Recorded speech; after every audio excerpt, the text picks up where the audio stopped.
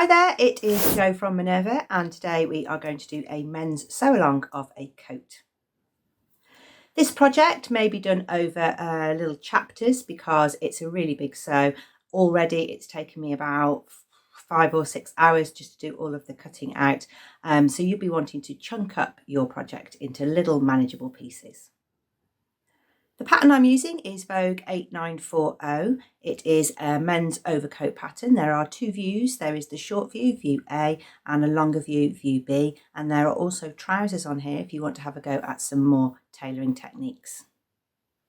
The fabrics that's suggested are wool, suiting fabrics, canvases, denims, any of those kind of heavyweight fabrics. So you'll be needing to make a few alterations with your sewing machine, and you need to be choosing the right notions for your project.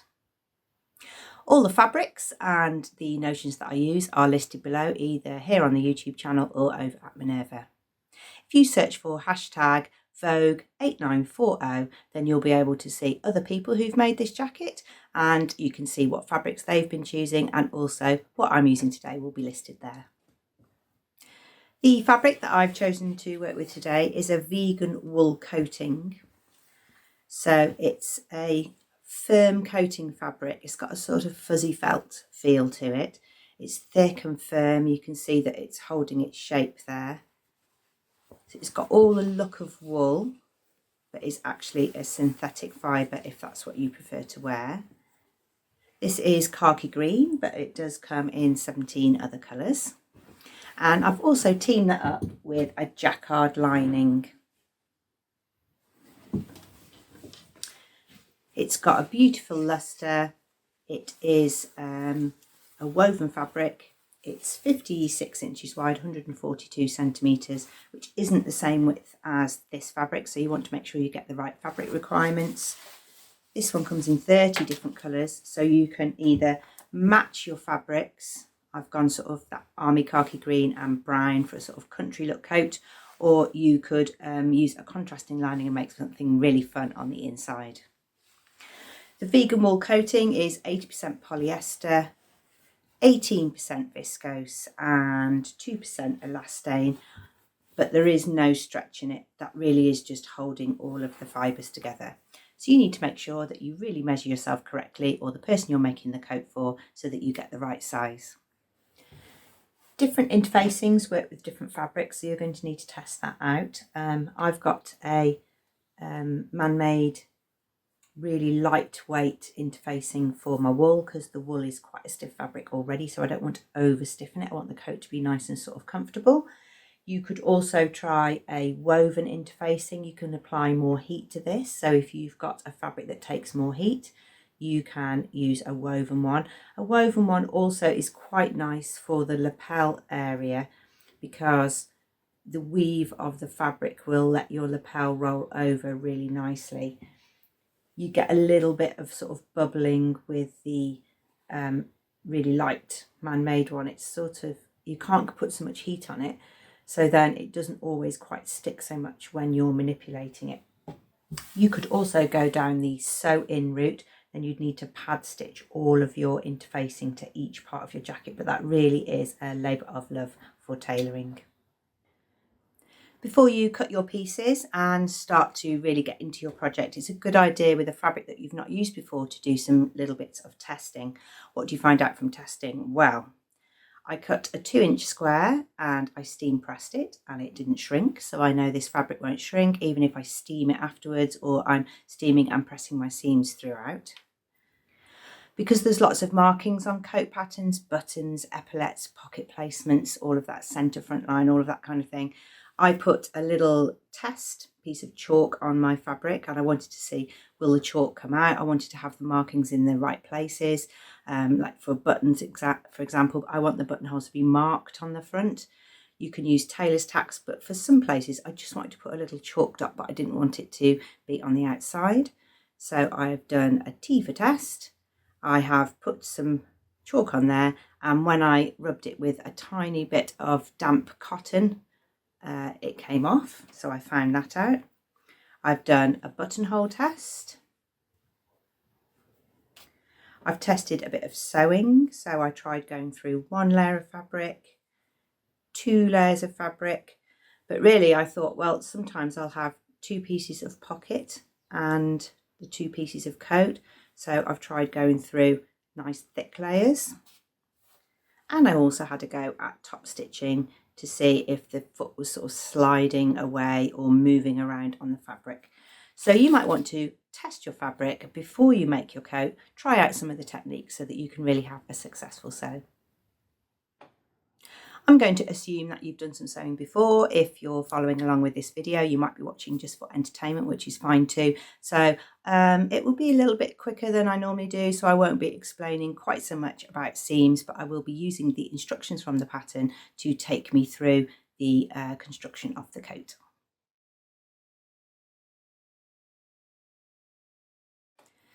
I have really took my time with the cutting of this coat, more than I normally would. I normally like to just sort of get cutting and sewing, but I have cut all of the outer pieces, I've cut all of the lining pieces, I've cut all the interfacing pieces, I've put what number pattern piece it is on each one. I've put all the markings on every single one, every dot, circle, square, cross, buttonhole, everything, because I want this jacket to come together really easily. Okay, let's get sewing. The first thing we're going to do is to stay stitch the corners of panel number 1. I'm trying to find the balance between showing you how to make this coat and having a beautiful coat at the end, and I have got the markings on the right side of my fabric. Now that might not be for you. You need to do the test to see how you're going to mark. So sometimes I've got little tailor's tacks showing the placement for things, and sometimes I've got chalk markings, which you may or may not see on the video. So if I'm saying to the markings, hopefully you can see it. If you can't, I'll be pointing with my finger. But all the pattern markings are on the paper pattern pieces, and you need to transfer them to your pieces. You might be putting them on the wrong side, or you might be having them on the right side, depending on which marking tool you are using. We're going to put together our front panels, our back panel, and insert the front pockets.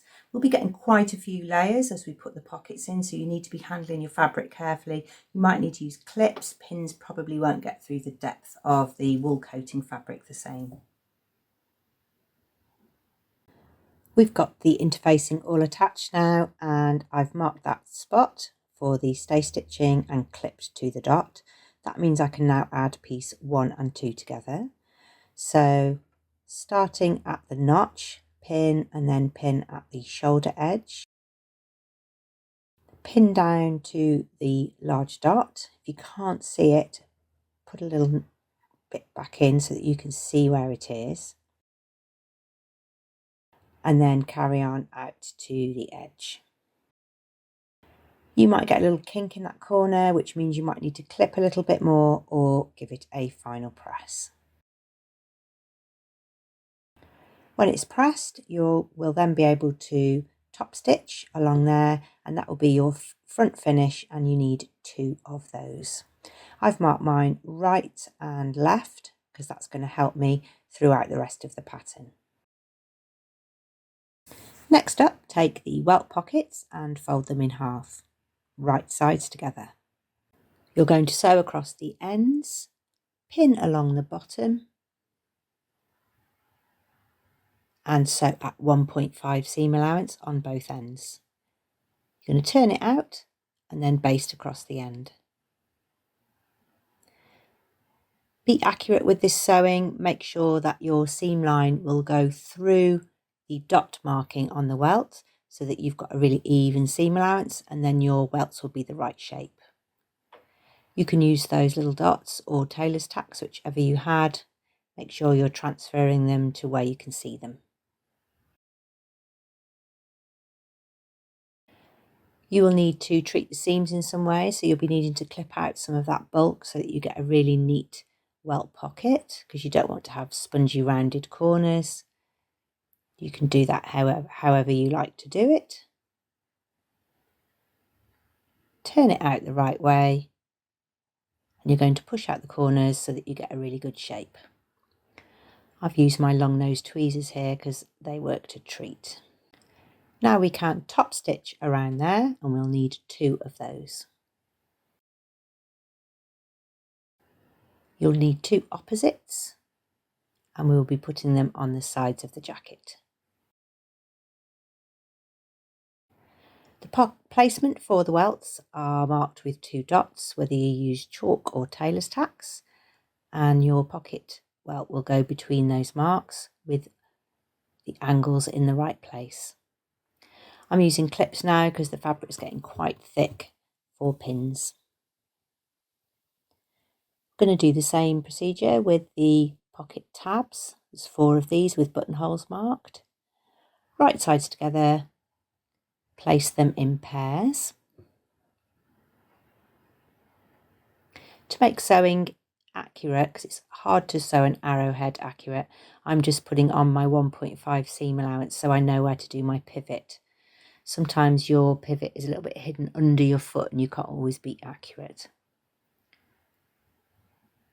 You'll be making 2 of those. You can put the buttonholes in now because you won't be able to get to that later. I found that if I used my unpicker, I couldn't quite get through the thickness, so my button cutter was much more effective. The notches match up with the notches on the pocket.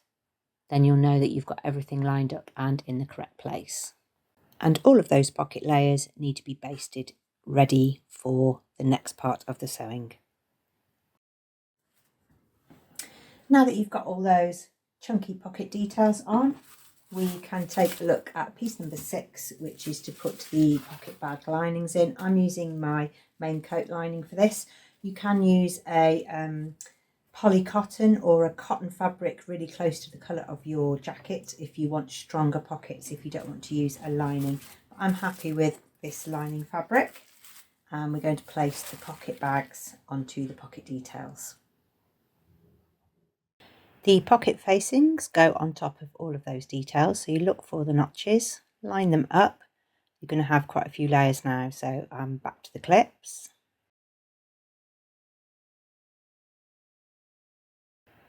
And you're going to sew that on, and that will hold all the pocket down as well. You're going to put the opposite pocket bag onto number 7, which is a side front, match up the notches the same and pin in place, and sew down both seams. Once you've done that, you can then put your fabric right sides together and match up those side fronts with the front of the jacket. Always start with the notch, then head up to the extremes. That's the 1.5 seam allowance there. Pin down towards the hem, and you'll be sewing between the 2 large dots here and here. Just check they're all matched up. You won't be sewing in that centre bit because that will mean your pocket remains open. When you've done that, you can go to the reverse of your jacket and pull the pocket bags through to the wrong side. You can now give those a press, and we can top stitch them. Now this is tricky, it's the hardest part of the pattern because you've got to try and get your top stitching right along the edge of that pocket that goes underneath. And you also need one on the other side, but that one needs to be a little bit further away. It's quite spongy there. You're going to sew it over the welt, and then your top stitching will join back in with that stitch line below and above the welt pocket. When you've done that and you've pressed it all, you can then join the 2 pocket bags together. Sew around the edge of the pocket bags. That's your pocket complete. So you should have the tab layer, the welt layer, all going out to the side seam. Your pocket bag is all enclosed. It's a really comfy pocket. Now you need to do the other one. Next, we're going to work on the back pieces, and to make life easier for yourself, it's good to know which is the right and which is the back piece. So imagine this on your back. So like this. So if I transferred that now onto my back, this is my right piece and this is my left piece. And that will really help you to get the kick pleat at the back going in the right direction, and you have to do something different to the left piece than you do to the right piece. On the right back extension, fold over the seam allowance and press. You'll know how far because you've got a little tailor's tack there, and we're going to sew down to the round dot. So with right sides together, I've got the right back on top. We're going to start with a notch and pin out to the extremities and join up the centre back seam. We're going to sew this seam starting and ending at the large circle and leaving the kick pleat open. This is the centre back seam, so you want it to lie really nice and flat. It's a little bit bouncy at the moment, so we won't get an accurate top stitch. We want the kick pleat to be folded to the left side of the coat.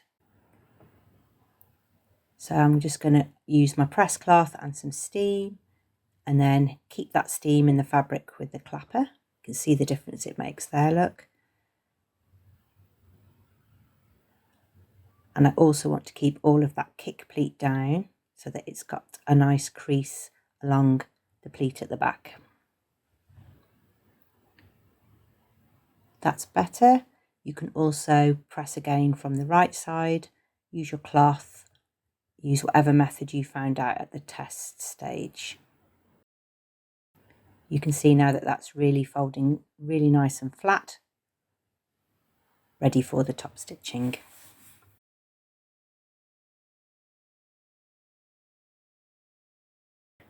We can top stitch down there, but we don't need to stitch across the top of the pleat. Once we've done that, we can now match up the 2 dots at the top of the kick pleat and baste all of the layers in place.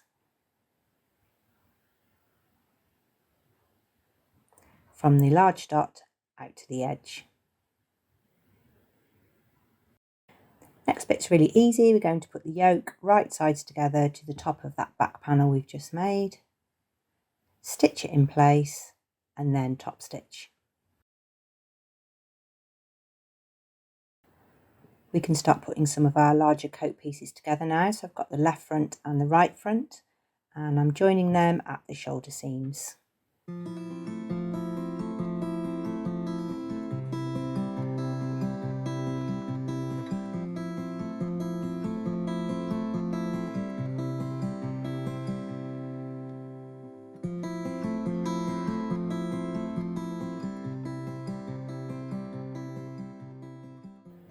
We can sew these and top stitch them too.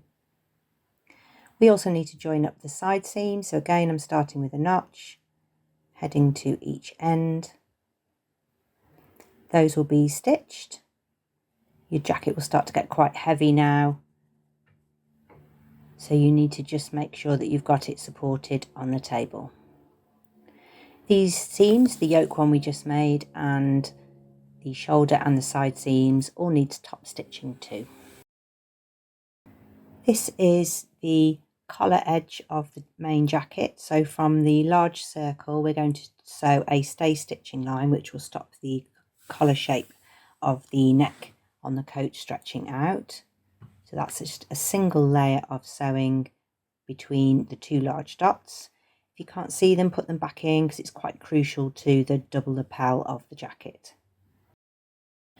This is the undercollar and this is the collar band. That's number 11 on the pattern pieces, and you're going to put that along the lower edge of the collar. Match a pin at the centre point and one each end, and then you can ease in the rest of the fabric. I find it useful just to clip my undercollar a little bit so that I could move the fabric. You can baste and sew or just sew.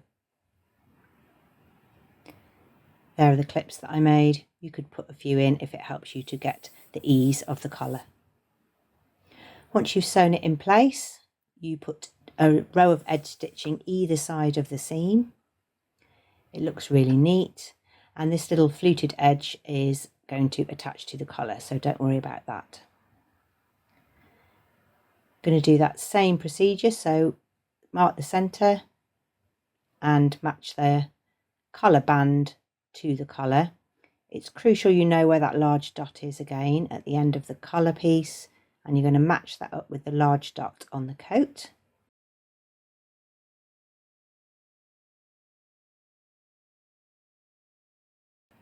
And then you can match up the rest of the collar, easing in the fabric.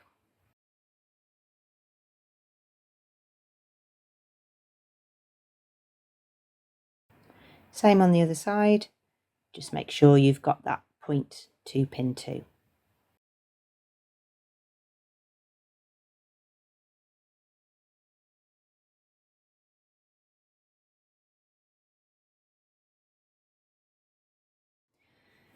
You should have got the collar stand on here now with the double edge stitching. You've sewn to that large dot there, which then means now that the collar can roll over. We've obviously got to get the facings on in here, but we've got the main part of our jacket complete. We've just got time in this part to show you the sleeves. So you will have the two sleeve pieces, an upper and an under sleeve, and you'll be putting some interfacing at the bottoms that will keep the shape of the lower sleeve. Match up the seams, but you will have some dots in the centre there, and those are easing stitches. So you line them up and you'll have a little bit of extra fabric for your elbow. Pin that in place and sew, and then you can top stitch as well. Once you've done that, you will see that extra fabric there where the easing stitches were, and you're going to put some easing stitches in the sleeve head. Continue to make the sleeve, so sew the second sleeve seam. You won't be able to top stitch this one, and you might need to get it all pressed on a sleeve ham or a sleeve roll. Next, we're going to take a look at the cuffs. So turn up the cuffs, and you're going to just base those in place really close to the cuff edge.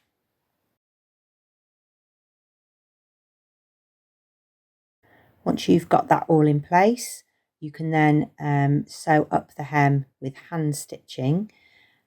So you just fold down the cuff a little bit, and that will reveal the interfacing, and you're going to do some slip stitches between the jacket and the cuff. Just take tiny nicks of fabric so that you don't see any of your sewing from the right side. Take your time with this because this is the finish of your sleeves. You might also want to try them on before you turn that up in case you need to make any adjustments.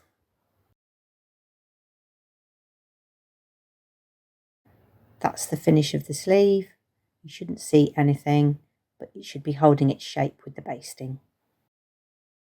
Your sleeve is now complete. You're going to make two of these, and you'll be looking for that back notch so that you can place your sleeve in the right side.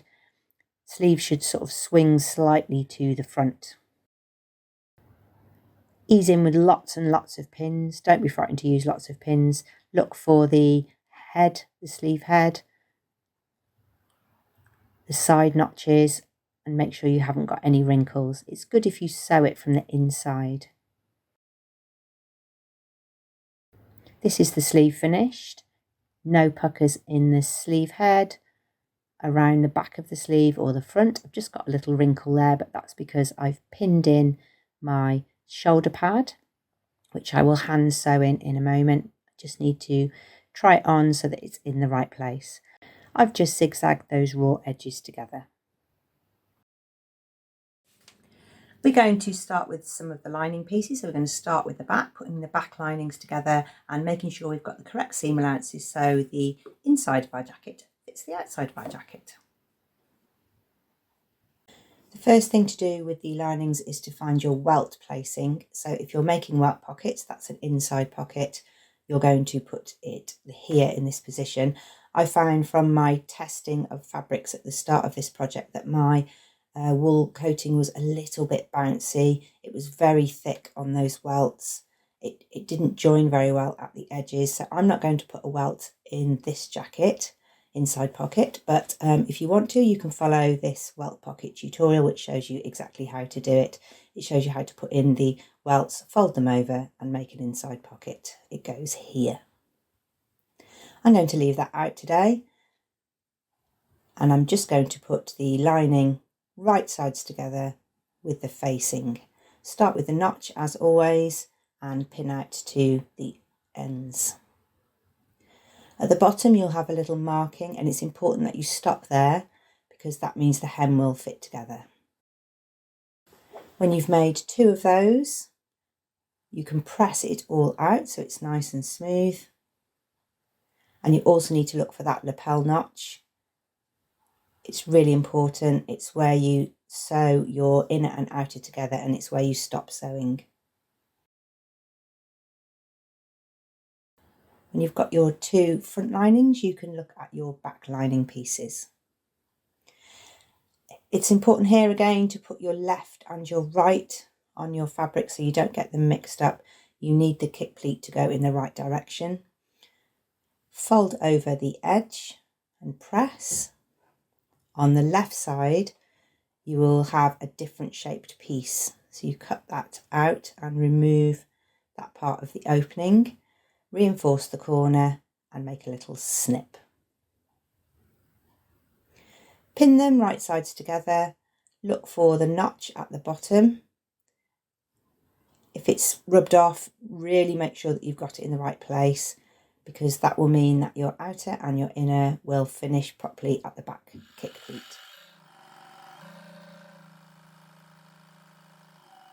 Press it all out, and then you can join it at the shoulder seams and at the side seams to make a complete inside piece. Repeat all your steps for making the 2-piece sleeve. Add the easing stitches along the top of the sleeve head, and then you're going to put your sleeves into your jacket lining. Make sure you get the right sleeve in the right armhole by matching up the notches.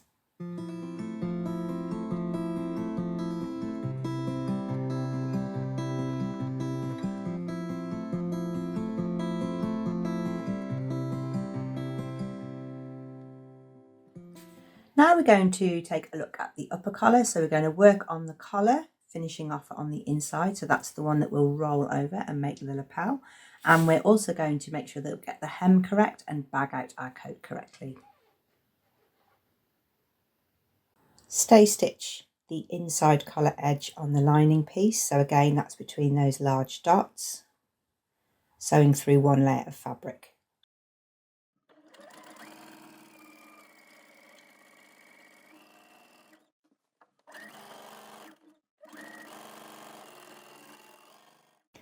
Add the collar band to the upper collar, and you'll be doing those 2 rows of edge stitching either side of the seam like you did for the under collar.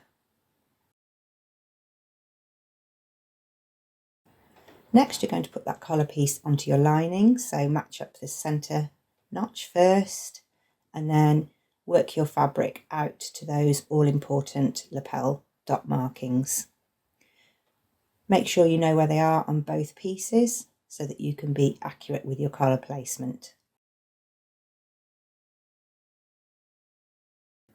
You might have a little bit of easing to do here, so pin it in, and if you need to readjust, you can keep pinning until you remove the ripples. You've now completed your lining. You've got the facings, the front linings, the back lining and the collar all attached. Now we're going to put the outer on top of the lining. With right sides together, place the 2 collars on top of each other. I like to start by pinning the curved edge of the collar because I want that to look really even and the same on both sides.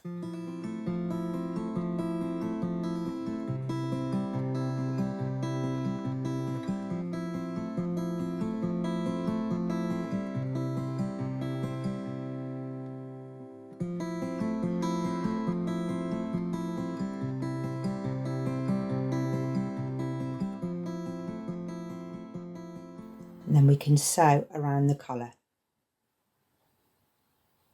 I like to mark my collar seam allowance so that I can make sure that everything is really even, especially on the collar tips. I want that to be 2 symmetrical curves on each collar.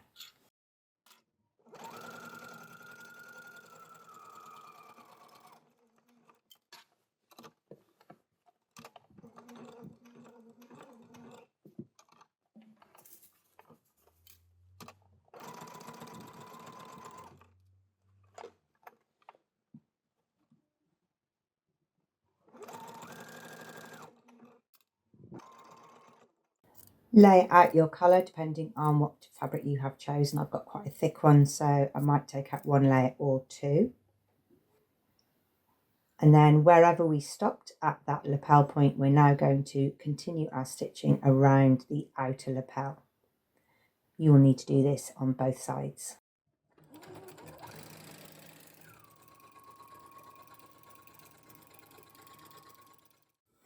You've got your outer and your lining all attached now. It might look a little bit bouncy, but you'll need to push out the lapels and the collars. On the inside, we want to make sure those collars don't separate. So just clip where the lapel notch is, the dot that we've been working on throughout, and bring the 2 collar seams together. We're going to attach these together with some hand sewing so that the collars don't peel apart from each other. Clip the 2 seams together, and then you're going to hand sew them together with a whip stitch. Not too tight. You want the collars to still be able to roll and move slightly, so you don't want any puckers on the outside, but you just need to stop the outer heavier coat pulling on the under collar.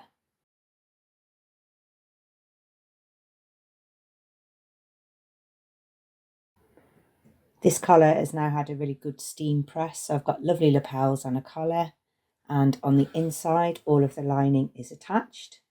For the sleeves, you want to sort of stop them popping back out when the person is wearing the jacket. So we're going to look at that underarm seam. So from the inside, we're going to do a little tailor's technique where we make a little join between the lining and the outer jacket. It's called a tailor's thread chain, and I've done one in white so that you can see it. It's a little chain of stitches that stop the lining twisting, and it holds everything in place. You need to do one on the other underarm as well, looking for those underarm seams. If your shoulders are peeling apart a bit, you can do them on the shoulders as well. It's time to take a look at the hem. So we've got the outer and the inner, and it's all joined together. And now we want to look at how we're going to finish the hem, because that's part of the bagging out process. I must admit, this part of the pattern was a little bit strange for me. There was a little bit that I felt was missing, and also it sort of kept flipping to what to do with the ends and what to do with the kick pleat in the middle. So I've tried to group those instructions so that they're all together when I show you on the video. The first bit that had me scratching my head was this little part here, because there was a picture of what to do but not written instructions. So let me show you what to do on this part. You fold the facing so that the facing is touching the jacket on the right side. So there's the pocket, and they're right sides together. And then you're going to measure down 5 centimetres and sew the facing and the outer jacket together. I've cut off the corner just to make it easy to turn because I've got a thick fabric. When I turn it out, the hem will then fold up into place. Unfortunately, I did realise at that point that there would be a raw edge on this side, and there was no way, the more I read the pattern, the more it didn't describe a solution to that. So I didn't want to have a raw edge there. I have folded it under and I just hand stitched down that edge. On the pattern, it shows you to put crosses and catch stitch across there, but I just prefer to not have that edge showing at all. That's lovely. I like that. That's a lovely finish. Now we're going to look at the pleat. So with the fabric the right side out, we're going to fold back the left hand opening is a sort of self-facing, measure 5 centimetres down, pin the 2 layers in place and sew across, so very similar to what we've just done at the edge. You should be able to match your work up to the picture shown. Once you've done that, you can cut out the spare fabric and fold that self-facing to the inside and turn out the corner.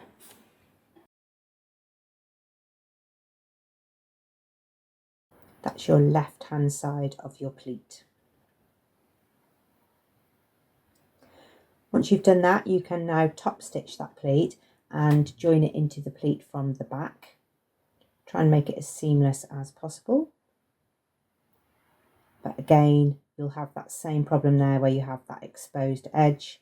So I repeated what I did on the ends and folded it under to make it neat. Great. Now I've got my 5 centimetres of hem. You tack it up along the bottom. You will have some fullness and you will ease that fullness in when you hand stitch the hem down. All tacked and ready to sew. To sew that hem down, you will fold down the raw edge, pick up a little bit of fabric from the coat but not through to the right side, and then pick up the hem.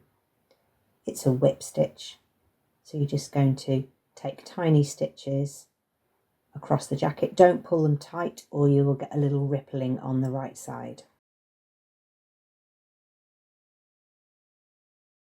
It's this part of the pattern here.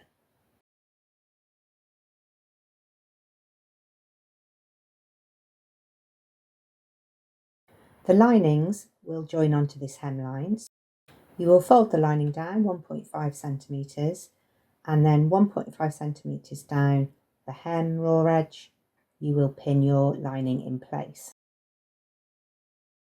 This will create a little pleat on the end. That's not an issue, that's wearing ease. So you pin the pleat in place as well, so that when you're wearing the coat and moving around, you're not putting the lining under any stress. We're going to sew along here. Now we're looking at that tricky bit at the back. So we're looking for the circle we had there out to another circle we had here and sew through the 2 fabric layers. That's all done. And now we can look at putting the lining on in the same way. You've got 1.5 centimetres folded up and match the folded edge of the lining with the edge of the pleat opening. You can also sew across the top of here, but don't let any of your stitching go to the right side. So a little bit more hand stitching.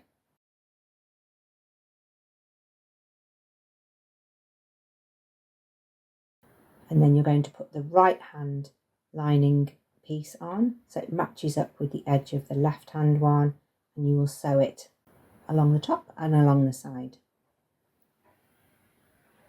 To completely close the lining and the coat all together, you're going to repeat that little fold down of the hem, and that way your hem has a little bit of movement.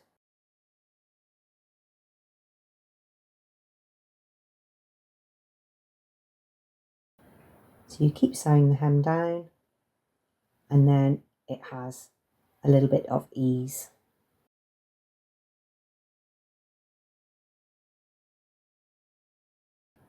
Here's the kick pleat at the back, all lined, everything enclosed, and I have the other bit to do. You use that same lining and hand sewing technique to join the sleeve cuffs. So it's tacked up, and then I'm going to fold the lining down and hand sew like before. That's great, that's all together. So now we're going to take a look at the finishing touches, which is to top stitch around the collar lapel and the front edges, and we're also going to pop the buttons on. I used my walking foot here just to give the fabric a little bit more control, and I went really slowly.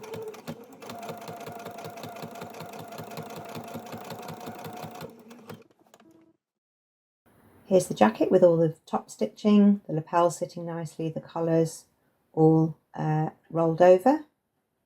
And I've got my button placements and buttonholes to do next. You can use my buttonhole video if you want a little refresher, and you're going to sew on the buttons. I'm using a button chisel here because the fabric is really thick. You can cut through really thick layers with just a tap to get through the layers of fabric. There we are.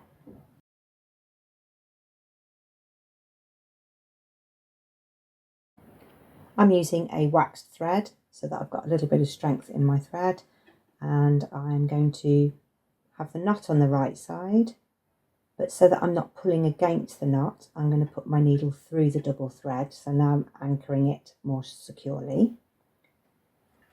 Pop the button on, but I don't want to pull it flat. If I pull it flat and tight under there, I won't get another layer of fabric under there. So I'm just going to secure the button with a little shoulder on the right side.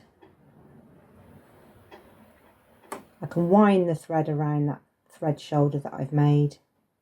You can go through a couple of times, and then you can strengthen that shoulder or shank by pulling loops of thread and taking your needle through the loop. You're essentially creating a shanked button if you haven't got a shank button. Take it back through to the wrong side and knot it off. It means you get a really strong button without lots and lots of thread on the inside.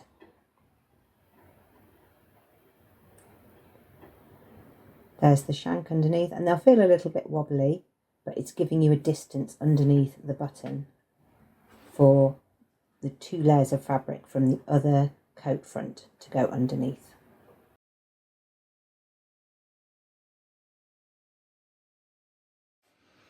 There we are, we have finished our coat, and that is the end of the sew along. I hope it's given you a little bit of inspiration and a little walk through the pattern.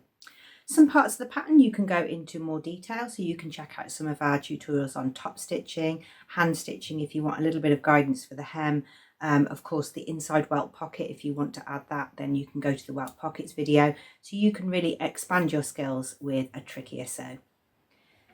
This fabric really benefits from a steam press at the end, so I used my clapper. I put a cloth on just so that I could get that really nice collar. Got that lovely pocket detail there, the flap, and then with the button. You can put as many buttons on as you want. If you want to put buttons on the collars, you can. If you want to put a buttonhole in here for a corsage or something, you could do that too. I've listed the fabrics that I've used below, but you could switch up the lining and put something different inside. So you could put a satin lining in, you could put a contrast colour. This is the jacquard print lining, which is really nice because it's really, really quiet. It's not a noisy lining.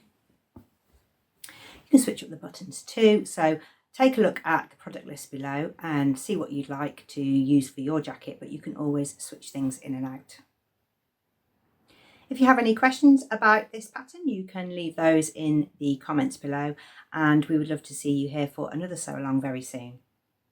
If you've made something that you'd like to share with our sewing community, then do make a free account, share your makes and inspire other Minerva makers. It really is a great place to go and find out what other people have been sewing, which fabrics they've been choosing and which patterns they've been pairing them with.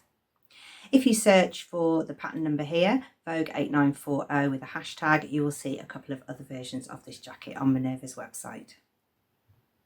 Thank you very much for watching. Do call again soon.